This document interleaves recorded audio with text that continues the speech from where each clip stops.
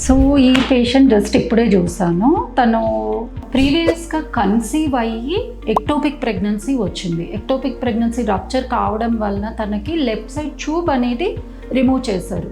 దాని తర్వాత తను ట్యూబ్ టెస్ట్ చేయించుకున్నారు. దాంట్లో రైట్ సైడ్ ట్యూబ్ అనేది ఓపెన్ ఉందని వచ్చింది. సో తను అడిగిన మెయిన్ క్వరీ ఏంటి అంటే, అసలు నాకు న్యాచురల్ ప్రెగ్నెన్సీ ఛాన్స్ ఉందని, న్యాచురల్గా ట్రై చేయొచ్చా, ఐవీఎఫ్ఏ చేసుకోవాలా. సో ఇప్పుడు మనకి వన్ సైడ్ ట్యూబ్ ఓపెన్ ఉంది కాబట్టి తనకి న్యాచురల్ ప్రెగ్నెన్సీ ఛాన్స్ అనేది ఉంది. ఓవులేషన్ అనేది మనకి ఆ సైడ్ అయినప్పుడు ఖచ్చితంగా న్యాచురల్ ప్రెగ్నెన్సీ రావచ్చు. కానీ ఇంతకు ముందు ఎక్టోపిక్ వచ్చింది కాబట్టి తనకి సెకండ్ టైం కూడా ఎక్టోపిక్ వచ్చే రిస్క్ అనేది కొంచెం పెరుగుతుంది.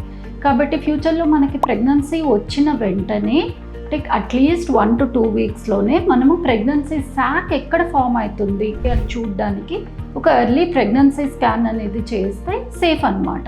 అంతేగాని ఒకసారి ఎక్టోపిక్ వచ్చి ట్యూబ్ రిమూవ్ చేసిన ప్రతి ఒక్కరూ ఐవీఎఫ్ ట్రీట్మెంట్కే వెళ్ళాల్సిన అవసరం లేదు.